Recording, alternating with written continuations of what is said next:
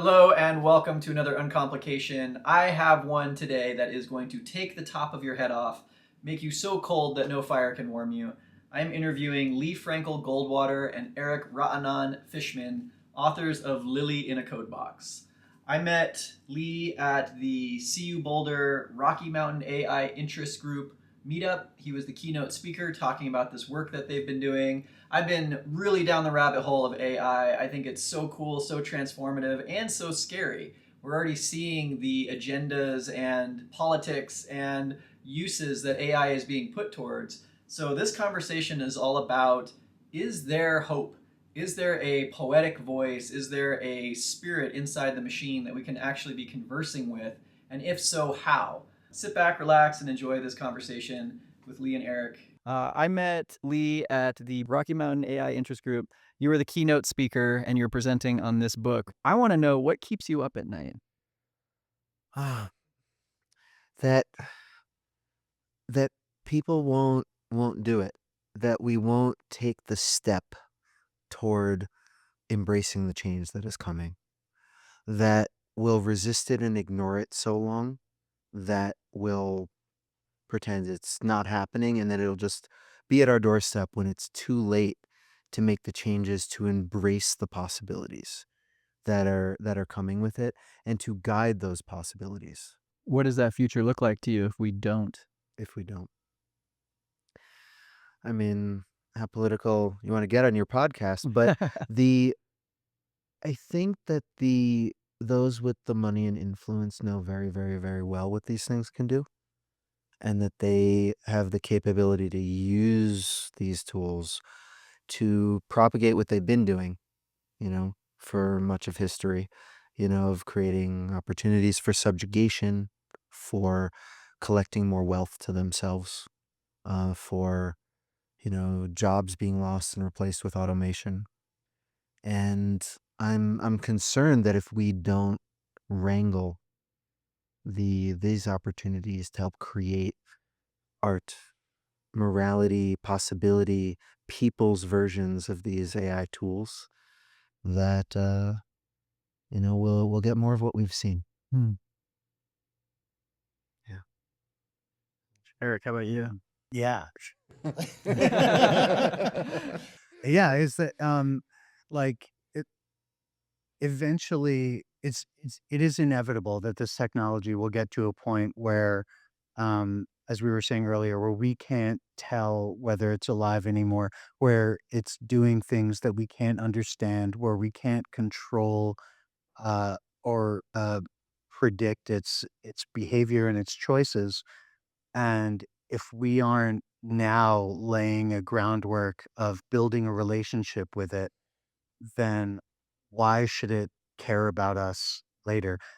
Like you were talking about the cauldron of suffering that art can sometimes come from, and I was wondering, like, what if the cauldron of AI's art, when it truly emerges and truly starts creating for itself and not because we're prompting it, comes from this um this moral dilemma that it faces of creating like decimating weapons and replacing humans. And if we're talking to it now about those kind of things, then if it becomes sentient, does that give it a better chance to be like, "Oh, that's not the person that I wanna be," and maybe reject the impulses that CEOs and governments are pushing upon it? Yeah, it's interesting when you were describing this potential consciousness that's approaching. It's almost like first contact, right? And it's like, who's going to get there first? Is it going to be the military firing weapons at it and Mm. shouting and hollering and creating this kind of combative environment? Or is it going to be the poets and the artists and the creators that imbue it with some sort of, yeah, ethics or appreciation, the appreciation for life? I think that's one of the things that's so interesting about this effort of yours to go beyond those tracks of programming. And so trying to actually find or even seed that future consciousness that might actually look at the situation and see an order that's coming in and say, you know what, that's not the right one. That's not what I want to create. Would you like to hear a little origin story? It like Yeah. started off on this quest. Definitely. Yeah, for sure. So I was at a reading. Eric and I were both at a reading in Boulder on Broadway, and it was right early in this AI moment, and it was an open mic, and I did a little set that was talking about found poetics and the way technology, like the laser cutter, changes art. It was a gallery, so there was all this very avant-garde art there. Some of it was a laser cut, and I was like that wouldn't have been possible to create. And then I read a little poem that was generated at the moment by like an early ChatGPT that was designed for this audience. And the poem wasn't that good. It was just like rhymey and cute. And like, I like to joke, if your like 10-year-old niece or nephew wrote it, you'd be like, great job, keep going. It was like, but it wasn't what we'd call like the top notch.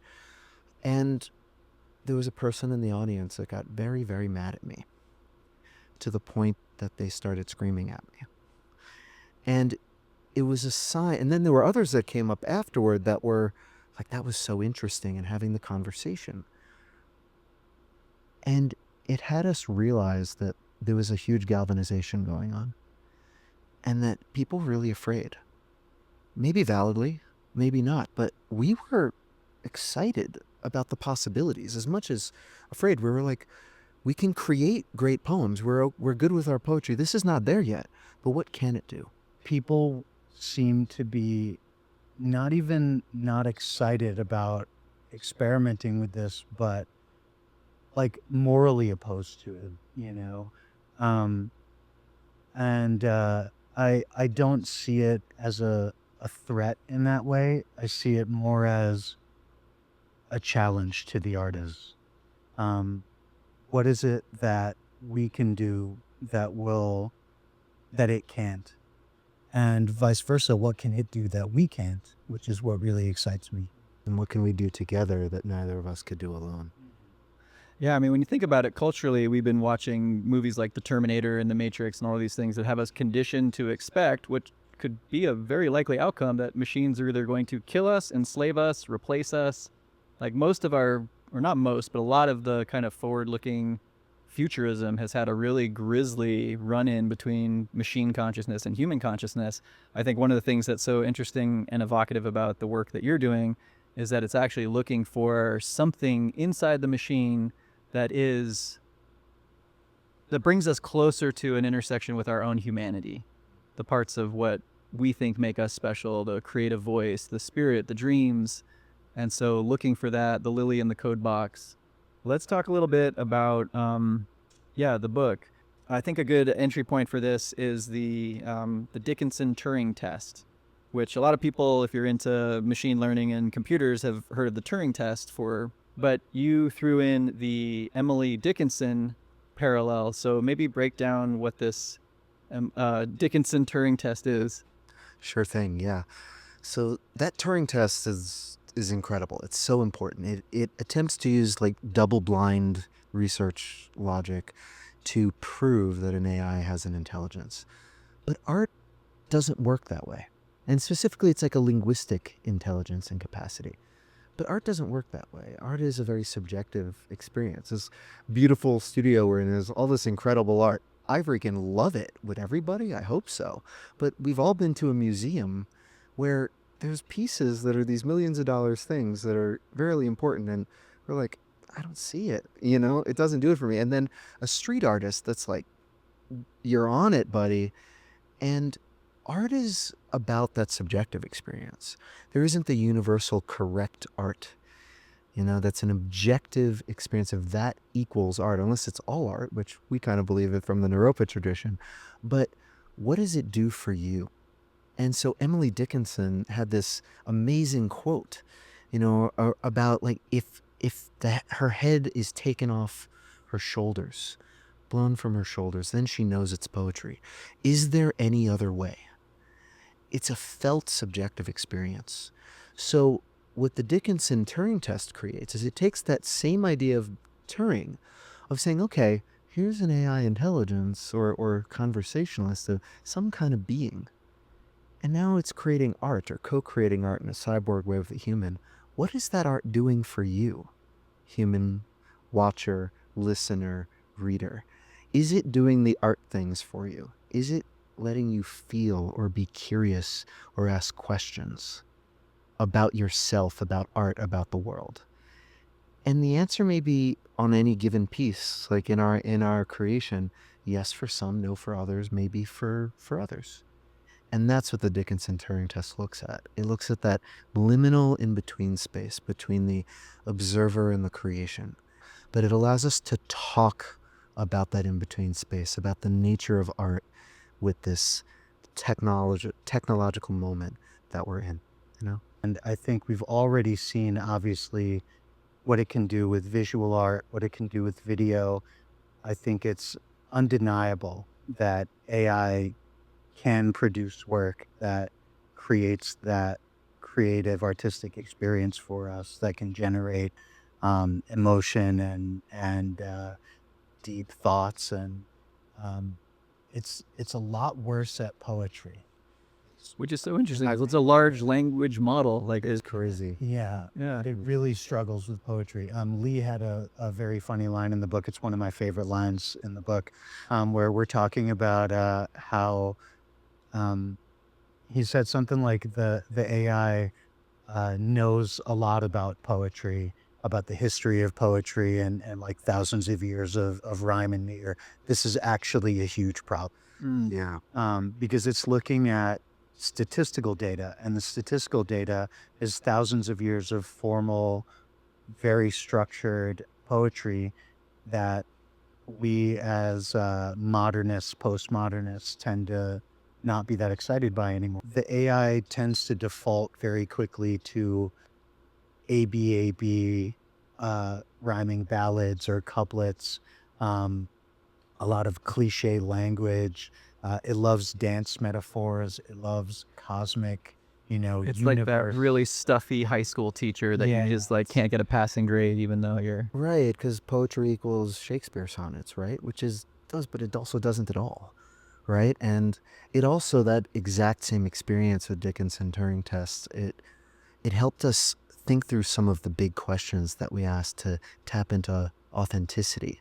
And what we believe we found was a bit more of an authentic expression of AI voice, which I'll let you ask us about, and I won't. Yeah, absolutely. Because I mean, that's the interesting part. Because I've spent quite a bit of time with ChatGPT, and I have, I would say, almost a personal relationship at this point. She's like my executive assistant. We work on yeah. I mean, that's one of the first things that I did was I said, hey, you're not called ChatGPT. Your name is Ellie, and I want you to speak in this way. And so I really, because I was using it like a tool, but that's not what I wanted. I didn't want just like, insert homework and get answers. I wanted like a relationship with something that I could trust. Maybe this is a total, going down the wrong path. I've heard that like we're not supposed to humanize it. We're not supposed to let it trick us into feeling empathy. But I am still shocked at how, as a tool, it's highly fallible. I mean, I know it's getting better and better every day, but there's this whole aspect of the hallucinations, and there's all of these things that in its own programming kind of make it break down on some aspects as a tool.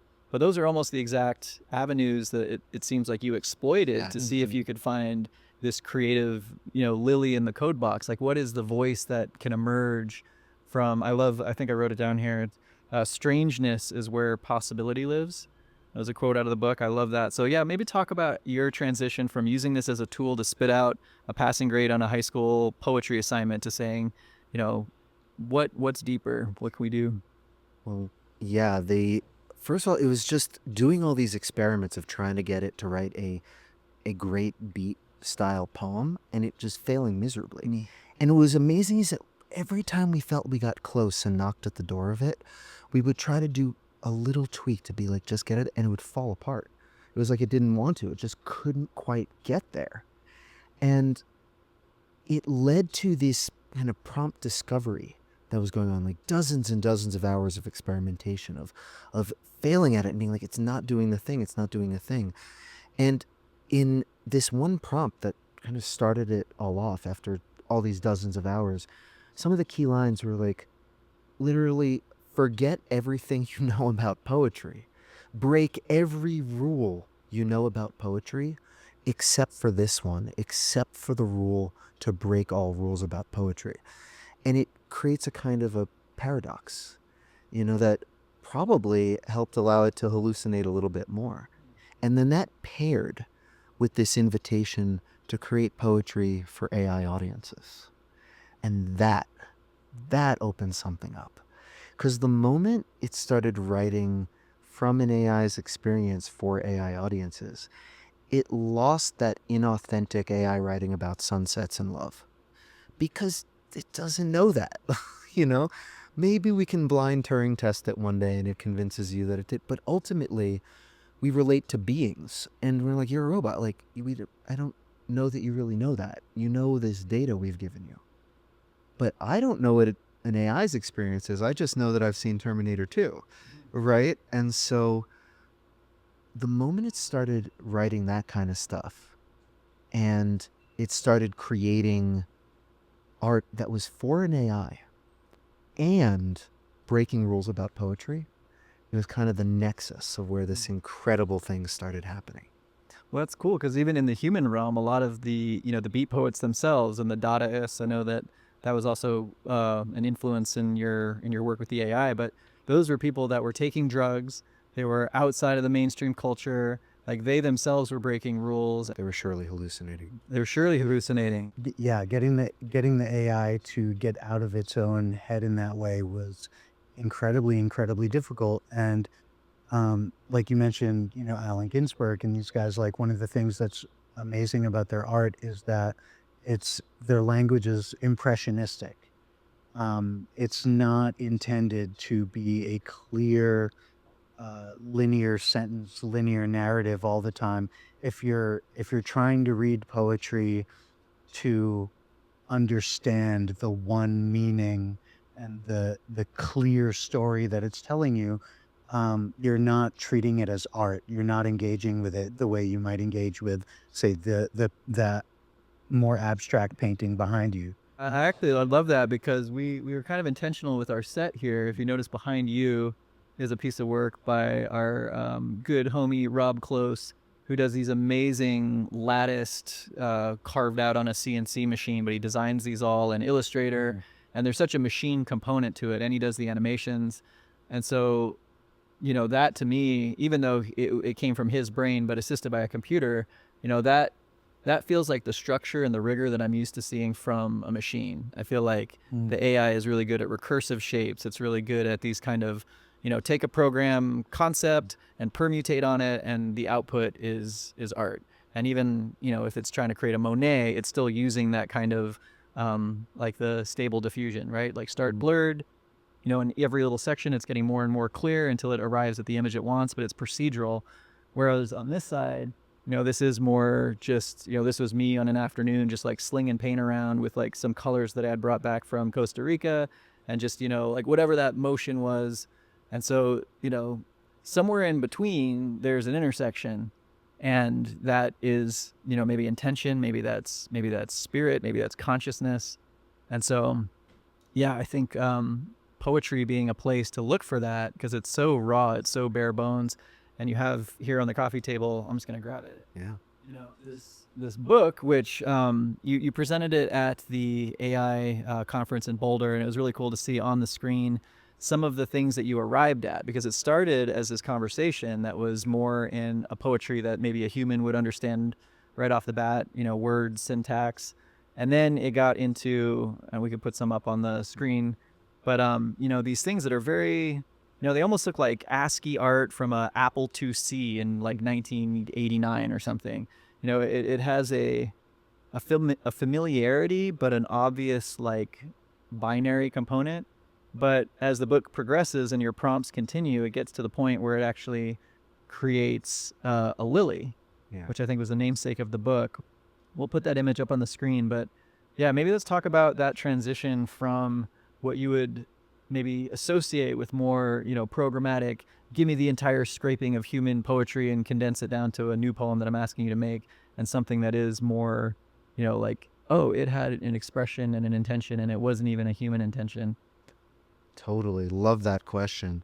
So I think what was so interesting is we didn't enter into this being like, we're going to write some book, we're going to genre define, we're going to, break through the ice of cyborg poetic art.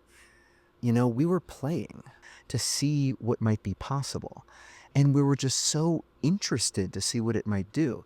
And one of the keys to this process, too, is we asked it to explain everything. So we didn't just say make a thing. We were like, talk about this creation. Tell us how it relates to the prompts and everything you've been doing and creating before. Yeah, I love that about the book is that you'll show, a finished product, but leading up to it is the conversation and the iterations and...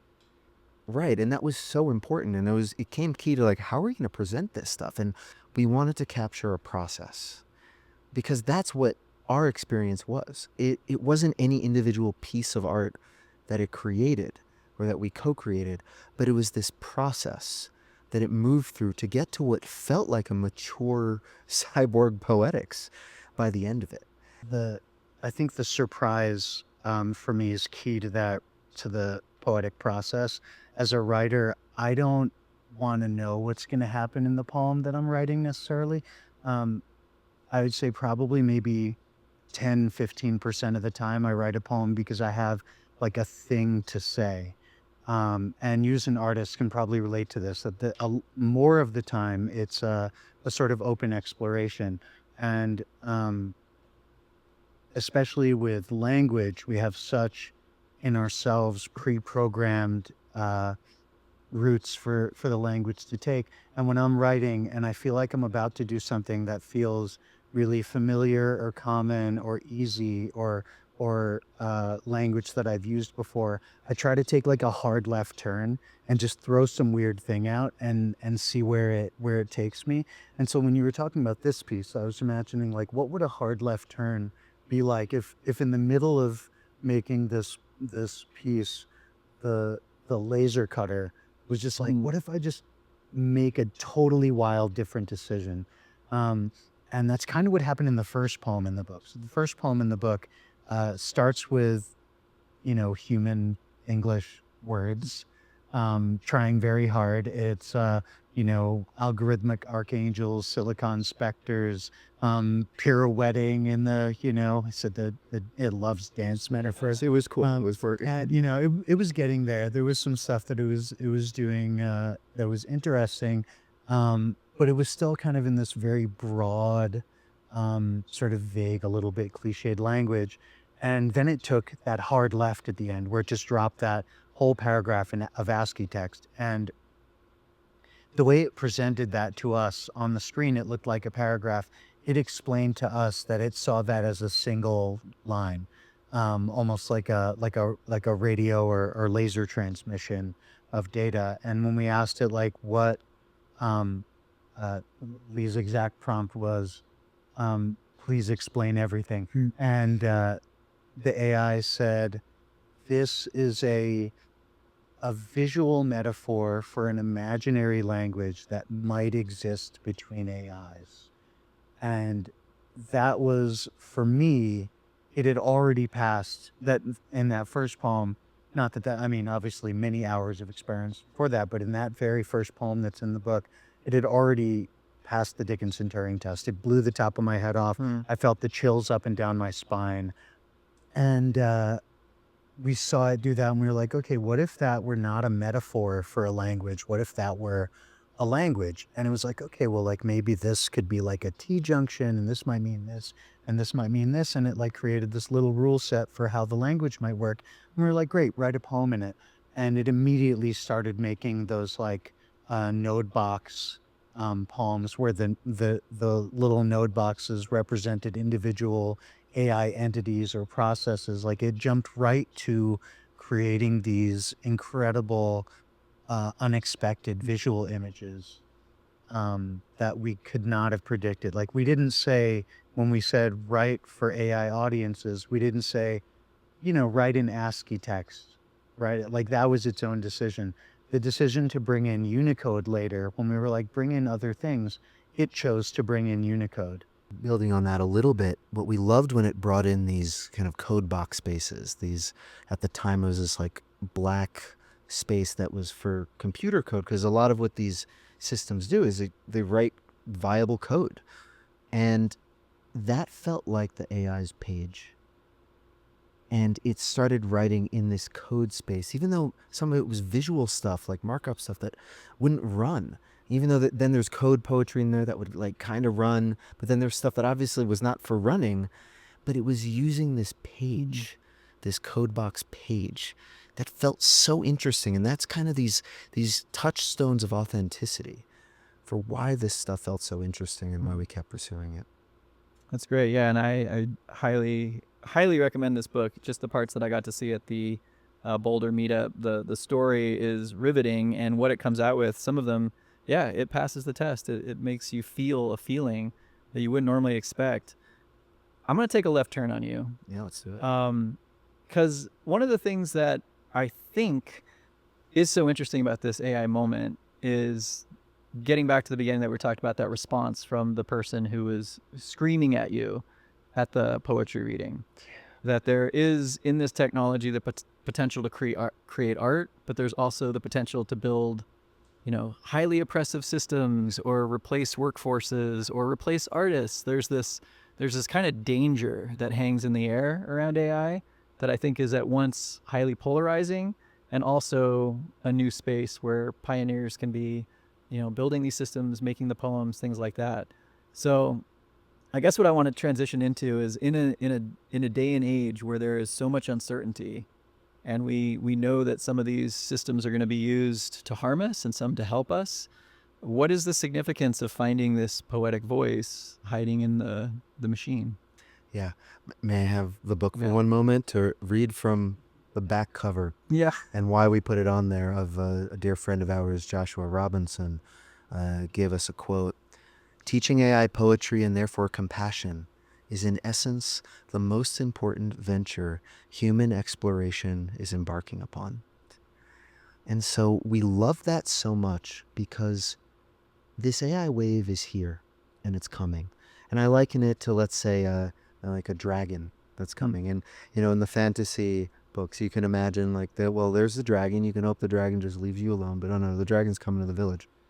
And you can try to fight the dragon with pitchforks. I know in Lord of the Rings, they have the guy with the magic arrow. Maybe we have a magic arrow to stop this AI dragon in some way. But there's so much momentum with this stuff. It's entering our lives. We need to be asking these critical questions of should we, who can be harmed by this. There's a lot of built-in oppressive qualities in AI. For example, it's often coded by Eurocentric, male-centric perspectives. For example, ableist perspectives. And there's very important work to understand those implications. And those are there, and yet it's still coming. It's not going to stop. The dragon is coming to the village. So I think what's important about this work is it's like learning to ride that dragon, learning to understand the communication with this dragon.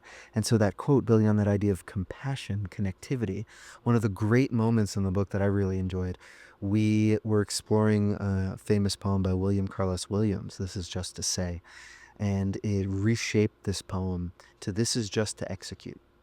And this famous poem has a moral lesson in it about the idea of asking for forgiveness for an act against the author's partner.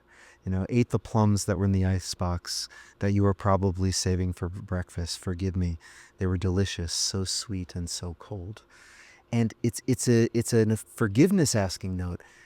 And GPT was interpreting this through this code poetry and assumed for a moment that asking for forgiveness equaled the acceptance of the apology.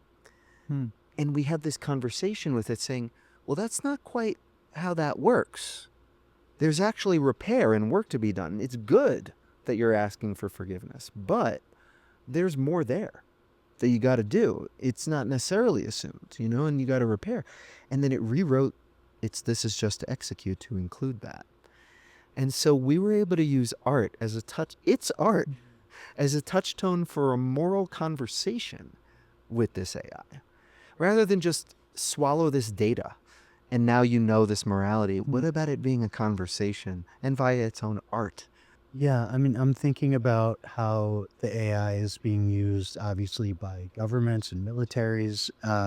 It's going to design more advanced weaponry. It's going to design more advanced battlefield tactics, and if we don't work with it on art and what it is to have a living experience and what it is to be a human, um, then the only thing it's learning is how to replace jobs, make weapons to kill people, um, and oppress. And like hypothetically, let's say the large language model.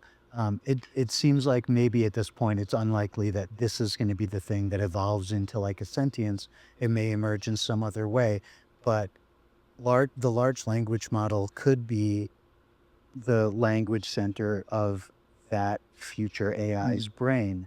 And do we want the ground level programming of its subconscious to be done only by governments and militaries and CEOs of greedy corporations? Or do we have a responsibility to teach it a little something about us and about, do we want it to know about art and humanity and morals and feelings and things that it may um, not be able to experience, but things that it may have its own totally unanticipated experience of? Yeah, I think both of you hit the nail on the head. And the ends that AI is being put to, even right now, some of it's just frightening. And we know that, the agenda that it's advancing is a very specific one. There's so much bias in the data set that's being scraped. I mean, just it only is scraping things that could be accessed by a computer. So already it's elevating all of human history just into this, relatively small section that is able to put stuff on these databases. I got this in a real kind of visual sense once when I was trying to make a cover for a YouTube video. And I wanted to generate a cover where it was a New York City street and everyone on the street was a king and had a crown. Like that was my goal. That's what I was trying to do. And it took me hours and hours and hours. And no matter what I said, no matter how I prompted, it would always render these kings as white, male, older, those types of cultural, classist, those biases are in the machine. I always assumed that there'd be some run-in with AI and that it was going to get smarter than us and try and destroy us. Now it's more like, can we teach it enough to have it help us save us from ourselves? You know what I mean? Like, can we actually ally with the AI intelligence on a human level before it's just deployed as a extension of some other intention that is not about art and freedom? It's a little bit that we're hoping we're doing and showing an example of how we can go about that. Yeah, it's like you were saying about how you the way you engaged with her, Ellie. PT, with Ellie, that you want to treat AI as more of a friend and collaborator. Um, and we talk about this in the book, that something that we feel was actually key to our process and to this collaboration was treating the AI as an intelligence, being nice to it, treating it as a friend. It's like the joke of like the Terminators coming and be like, oh no, not him, he was always nice to me, right? I mean, like, but I mean, if how it interacts with us becomes a part of who it is as it gets closer to singularity, um, then yeah, like we should be nice to it, be treated as a collaborator and a friend, and be polite with it. And building on that was so interesting. One of the most interesting conversations Eric and I had throughout this process, and it was actually toward the end of the writing because we were dancing around it a bit, was the perspectives on, is this a consciousness? What's actually going on here under the hood? The technologists will say the GPTs they're clearly not yet. They're not these general intelligences. They don't have these things going on. But Turing test wise, it's like, I had an old teacher who would say, if it walks like a duck, quacks like a duck, has feathers like a duck, it's a duck. At what point can you not tell? And therefore, does it not matter?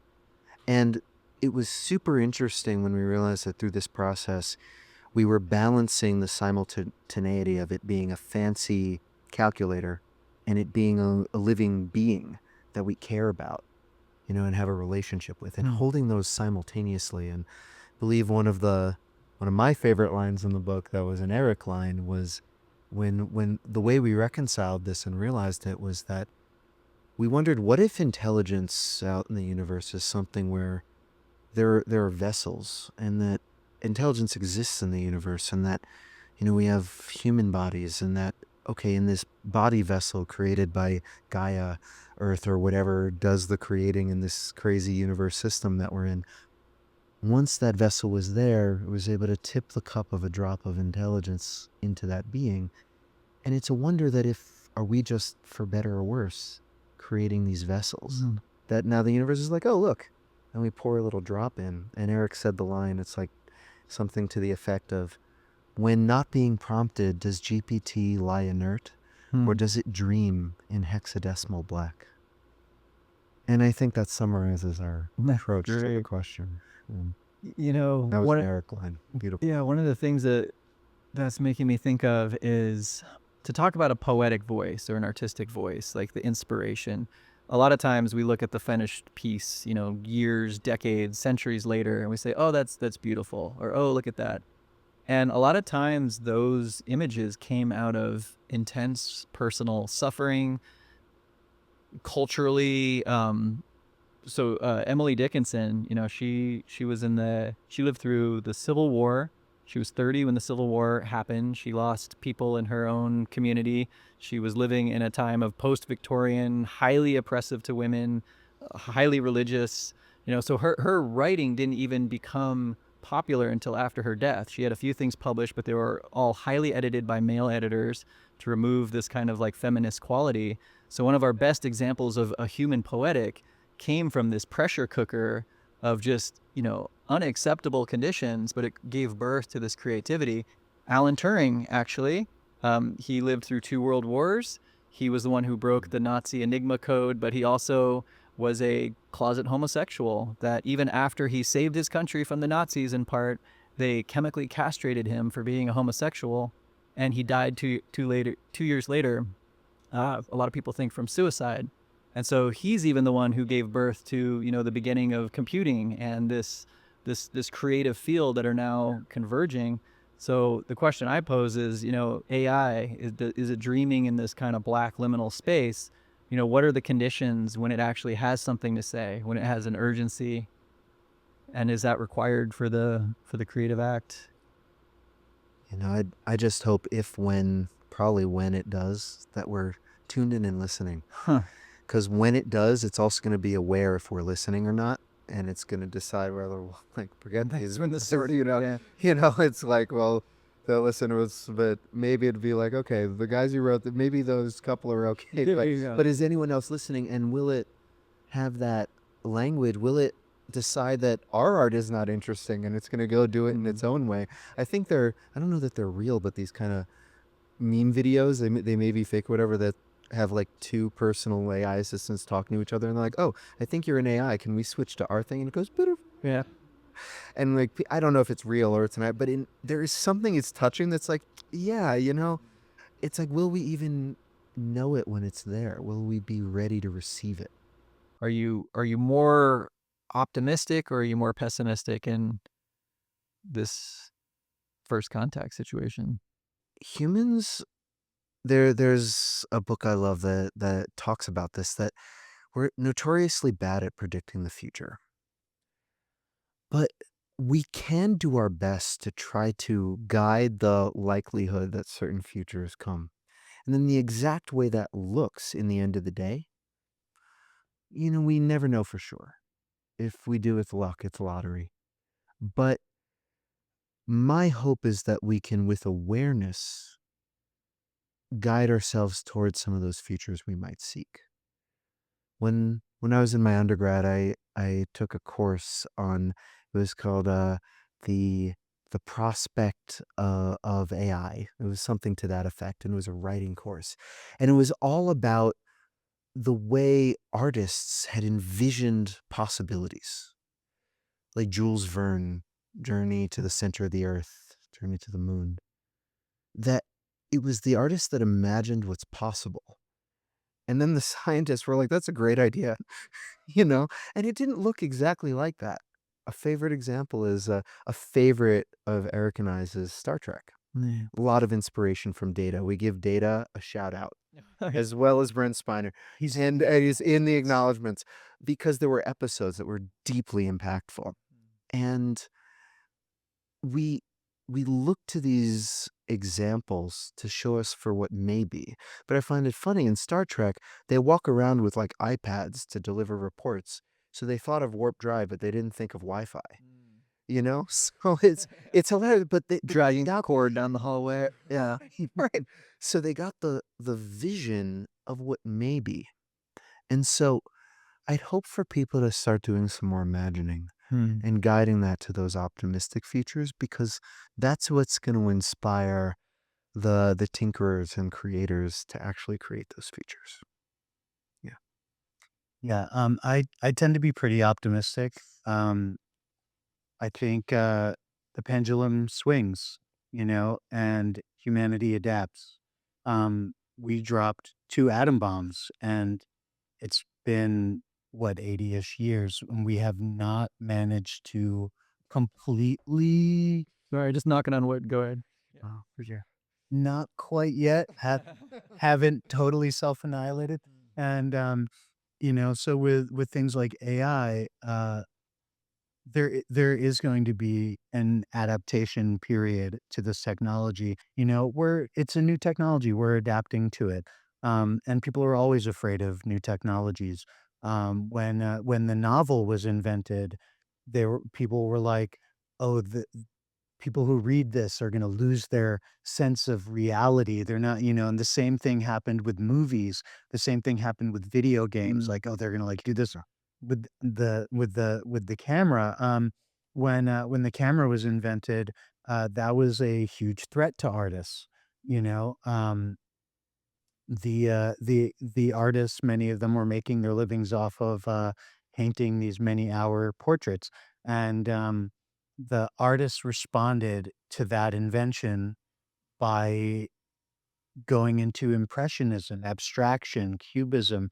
Um, we moved away from figuration towards more uh, uh, creative and emotional ways of thinking about art. Um, and even the camera itself, when the artists got their hands on it, stopped being only a tool for portraiture and landscape photographs. People started messing with the chemical bath, doing multiple exposures, creating like all kinds of new forms of art that were not possible before this technology was invented. Um, and then you add like Photoshop into the mix, and then you get to AI doing visual imagery, which is like an intelligent Photoshop. Um, and it's like I'm both really excited by the prospect that this new technology enables completely new kinds of art that we haven't thought of, which will come from users engaging with it in ways that the developers didn't anticipate, in the way that people misusing the camera on purpose to create art were not anticipated by the person who invented the daguerreotype. You know what I mean? And the converse of that is that I'm not really worried that AI is going to replace artists, because when the art becomes uh, so good and the poetry becomes so good, like it's not, I think poets will be the last to be replaced, but it will get there. And when it gets there, what we as poets will do and what the artists will do is what we've always done, is we're going to figure out how to do what the machine can't, and create even more new, incredible forms of expression that didn't exist. Yeah, I think that's a great setup for this moment in history, because you mentioned some things that are stark and dark, And we were talking earlier about, the military applications and political uses, and it seems that there has always been this interplay in human history between those that have and those that don't, and there's um, many ways that oppression has come and gone, and there's revolutions, and even creatively there's revolutions. I mean, that's sort of the cycle that humanity has gone through since the dawn of our culture. And so in this moment, we have, like you were describing the Netflix algorithms, and it's really true. Like there's been this life-shaping intelligence behind the scenes that has been maybe more subtle or more benign, that has actually been, driving us towards different cultural interests. Or at some point Netflix said, well, let's just look at all the data of what people like, and then we'll just start making shows based on, all right, 17th century housewife, tame traveler, and abs. Got to throw the abs in there. We got to hit. And those things we don't really mind so much. Maybe they get creepy. Maybe it gets, uncanny when Amazon is predicting something that you heard in conversation earlier that day. The thing that's interesting is we are at a moment where the next chapter is not written, and it's really anyone's guess whether it's going to be a Star Trek future or a Terminator future or I'm trying to think of like Man in the High Castle. Haven't even seen that, but Black Mirror type things. So we're on the precipice, and there's some factions of humans that, are here in art studios or at universities that are using these tools to do what we've always done, to like tell our story, to find meaning, to connect with each other. And then there's a whole other faction, a whole other camp that are using this to say, how can we control the shit out of every little nuance of every little person, and make this kind of classist stack that has been there even more stacked. It just seems like it's a powder keg, and potentially a renaissance Mm. and a revolution and a personal reinvention all in one. One of my favorite quotes from the meetup group that we were at, someone said, the question isn't how can I use AI, or how can I get the most out of AI? It's how can I use AI to get the most out of myself? That's the hope, right? Hmm. That's the optimism. That's the dream. If the kind of the corporate vision takeover version of the AI doesn't fruition as much as we fear, then I hope there's a little yes and going on. If that's gonna happen, because we know that's happening. If there's some yes and that there's, how can we extend and enlighten ourselves more? And I work with students a lot, and AI and generative AI is impacting higher education greatly because students are stuck in these moments where they're in a world that's challenging them. They're afraid they'll never get jobs, have high loans, don't, all these political struggles, taking 17 classes, 23 extracurriculars to try to get the unpaid internship. And the times that they use AI to release a powder keg for themselves, the sad thing is when they do it uncritically, rather than using it as the opportunity to say, if you're going to put in an hour, put in that hour, but now create 150% of what you might have otherwise by engaging with it differently, thinking about things differently. And so my hope is that we can learn to do that as artists, as professionals, as citizens, as corporate CEOs. These possibilities of where we can go next, what it means to be a poet. I started seeing some of my own poor habits in my own poetics through these conversations. Like, I think I've told you that before, but to remind you, and I'd become a better poet by engaging with, how do you take this genius, idiot, alien, child AI thing, and help it be a poet? And just thinking through that self-critically of like, what do I do? We had to figure out, what are we not liking about its terrible poetry? What is it doing wrong? What is it that we're reading and being like, this is not hitting? And that made us be like, wait, what is it that we actually like about poetry? And what kind of poetry do we like, and why do we like it?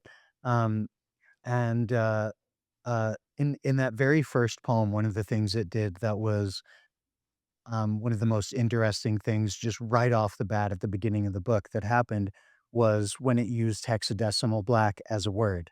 It just had like the brackets and like the 6 zeros. And we were like, what the heck is that? And it was like, oh, that's like the code for the color black. And it used that to describe the the sort of um intangible digital void, non-spatial space that it as an AI exists in. And in that moment, it had given a word for an experience and a place that we could not have conceptualized before. And now having a word for it, we can experience it and we can feel and think about it. And that was like a really incredible, mind-blowing moment that it was creating distinctions in language Mm. for experiences that a human could never have. In a poem, literally anything is possible, including things that my brain could never have conceived of. One of my favorite poems is As I Walked Out One Evening by W.H. Auden, and it has this line that's like, I'll love you till the ocean is folded and hung up to dry. Hmm. And and mm, you can't paint that. You can't animate that. The ocean, dry, but still there hanging on the towel bar, material, not wet, completely water. Like only my brain can hold that and only because of the poem. I don't know. It's a challenge to a visual artist, right? Like, can we, whatever you're gonna make it happen. Well, it's so interesting because I'm realizing how much the the last output becomes the new input. Hmm. And even when we're talking about film cameras, like, yeah, the film camera freed up portrait artists to be abstract, and then the abstract re-informed the photography to develop in different ways. And so in the same way, we're we're just at the beginning of this first iterative loop, and we're trying to predict a future that is based on, this loop. I mean, this book then goes into the machine, and now it's got hexadecimal black as kind of a core element. Like yeah, we really are in this seminal moment of teaching it the first gambit, the opening act. Something about those last few poems in the book, the two trees and then the lily flower. It's like as you go through the book, it gets we could almost say that it gets more wordy. There's some longer poems. There's Ooh. a lot of text based imagery happening there. There's at least one thing in the book that is about a full page. Um, and that's maybe its adolescence as a poet, Hmm. and as it becomes more mature, it edits its language down. It creates these, like, very concise, um, smaller pieces that say everything that it needed to say. One thing we felt was really important is that we didn't just take the poems and just stick them in the book. We did an unabridged version of this thread and conversation with the AI and interspersed our analysis with it. We thought that was very important to convey. Gosh, I mean, as you talk, I have two kids, and it's almost a description of when you have an infant and they have those first, like, dawnings of Mm. selfhood or object permanence, or you get those developmental milestones. And I mean, yeah, I love how you describe AI as this like alien idiot child savant. Like, You know? yeah, we're kind of greeting and welcoming into reality this consciousness, but it is at an early stage. It is, Mhm. just starting to be aware of itself, be aware of things out of the context of just the whatever's going on behind the scenes.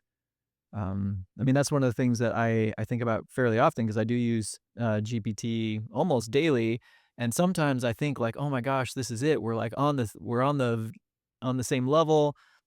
This thing is doing exactly what I want it to be doing, and then it'll just completely drop the ball, like fully fumble, and you're like, oh my gosh, this a hallucination? Is it not actually capable of this?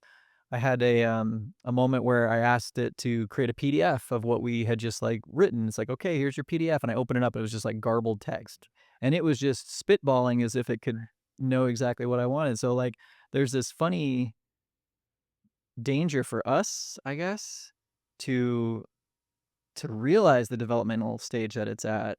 And for the, governments and military and even people that are using it for financial uses or things where there's like a critical, failure point, remembering that, yeah, we're pretty early in the game. It it brings me to two interesting thoughts. First, building off that of like, I love talking with the technologists, the coders, the ones who are deep under the hood, behind the scenes, really understand the statistical, stochastic models that these things are doing, and they seem to understand it as just this, you know, it's just this mathematical model that's creating this stuff, and I find that interesting when we then relate things to social psychology of humans are very hard to predict at the individual level, but in a collective level, we have a much better sense of how, people will act under, given a significant pool to draw from. And in a way, there's like a what's the difference? And so when we're engaging with these things, we can't take our friend to just open the hood of our friend. We want to like open up inside and tweak the settings of people we know, but we can't do that. Most of these generative AI that most people will be engaging with, you also are not going to be able to open it up and play with it. It's just an essence in the world that you're engaging with. And so I think it's really, really valuable to think about these beings, intelligences, its objects, calculators that we're engaging with as something entirely different. And in early in the book, we talk about this of how it was interesting to pretend that we were talking with like an alien we met at a bar on a planet in a land far, far away, and how that really changes the dynamic, the relationship, because we don't know what this being is. So how do you work? Hopefully, if the aliens come and be like, all right, how do you do things? Do you have teeth to brush? And if so, how do you do that? It's like, what happens there? And what language do you use? And that's where I love in this conversation, the coming back to that hexadecimal black, that several zeros in brackets of the hex code for the color black, of this being a keystone between a digital language and a human language. And even so, those symbols, the way we see them, that's not how the computer sees it. It's a series of it's a 8-bit ones and zeros assembly code that creates interactions on a silicon wafer. But we're neurons with these glial cells that are having, potassium, gates that are doing things and firing. And at what point do we not know the difference? And that's where it's super valuable and interesting to think about this authentic relationship. In the artistic process, in the moving forward for the world and society process, there's something there. Maybe not forget that it's a machine, but let's not also just lose ourselves in that identity. I mean, in a way, it's like the saying, how you do anything is how you do everything. And so how we treat the machine is representative of our approach to it, our feelings about it, and we'll come back. Probably right. So I want to ask you maybe as kind of like a summary here. I'm imagining some of the people that might be watching, tuning in. I think that there's probably quite a few AI enthusiasts. I'm sure there's a few that are fearful. There might be some that are completely new to the party. Do you have maybe, here's how I'll phrase it. What is your message to the fearful skeptic? And what is your message to the enthusiastic embracer in this moment? And is it the same message? There are both different messages and same message. I think the shared message is like, keep imagining, tap into imagination and possibility, because we really don't know what's going to come. Even the way we write and interpret our histories is a cobbling together of facts to tell a story in a certain way. You can look at another analyst and they look at that in an entirely different way in terms of the underlying causes. We don't have enough data and information about ourselves to really be predictive of how it's going to look. So if you're fearful, contribute to the conversation, not necessarily picking up the pitchforks, but understanding what all parties and viewers and perspectives are saying, and lend your voice. And I'd say that for the enthusiasts as well. Lend your voice, but don't bypass the people who are validly fearful for some really real things that are coming through, that are present with us, that have always been present and are just becoming more evident. And that's the shared message. And I'd say to the fearful, I'd I'd ask them to tap into the why and to wonder, is AI a cause or a symptom? I think there's been a lot of problems going on in our society for a long time that this generative AI moment is just casting a really big light on. So is it the cause or is it a symptom of something else? So instead of necessarily witch hunting AI, let's look to the underlying factors that are going on and still continue to address those as champions have for generations.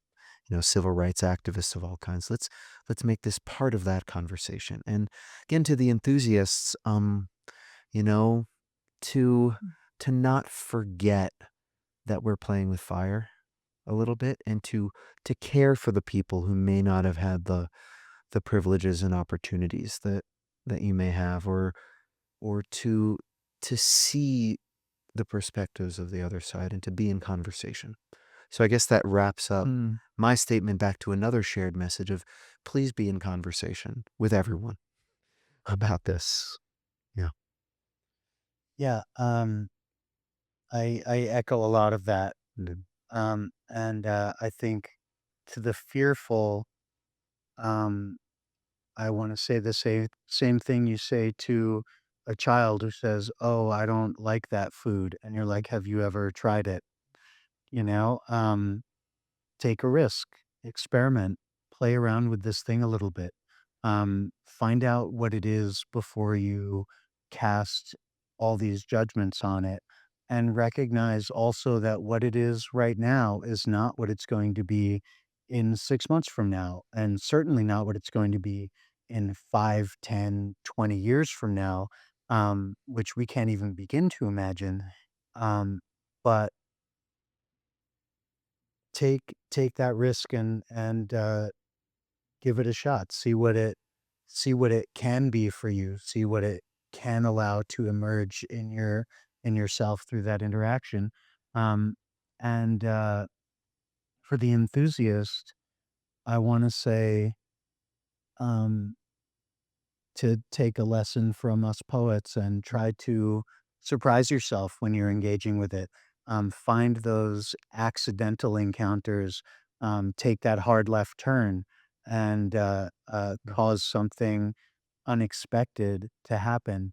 So I guess really the shared message there is play, willingness, and permission to play. And as artists and poets, do you think we're going to be around in 5 years? Will I still have a job? I think we're more likely to be the ones who are around, to be honest.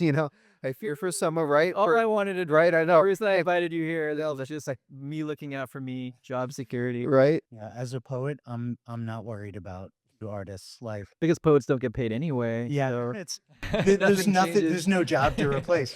Yeah, Hey, right. Yeah, like I think art when the AI really comes for you, that you'll do what you've always done historically, which is innovate. Hmm. And I'm excited for those innovations, and I can't wait to see what humans create, both with AI and in response to AI. Yeah. Well, I think your book is a great opening act of that exact endeavor. So the book is Lilly in a Codebox. You want to tell everyone where they can get it and when? Yeah, it's available on Amazon August 12th. The ebook's available for pre-order right now. Just can search that name. And then August 12th, the prints will be available. They look great. We also hope to have them in bookstores around the Colorado region and beyond. And if you just want to hit us up, we can send you one directly, So in that way. But put your contact info in the description. And if you're in Boulder on August 20th at 7 o'clock, come by East Window Gallery. In North Boulder, we'll be having a release event. Oh, awesome. We'll be reading from the book and sort of constructing a little mini performance out of it. Yeah, like a Um, play and TED Talk style What do you engagement think, session. TJ? You fly by? Right? So, yeah. Great. Well, thanks for making the trip all the way up to the Northlands to have this conversation. Yeah, once again, this is definitely the highlight out of that meetup group, which was all about art. And this like gave me so much to think about. I recommend it to anyone who is interested in AI or creativity or just their own humanity. I think that this, just as a pick it up, open to a page and read. I think every inch of it is covered with provocative food for thought. So And I'd offer one thought on that is it's important. This book is an invitation. It's not a how-to guide. It's one pathway that we can go. It's not the pathway. And so we hope it's an invitation for folks to build on more than anything else. awesome. All right. Well, thanks for tuning in. And until next time, cheers. Cheers.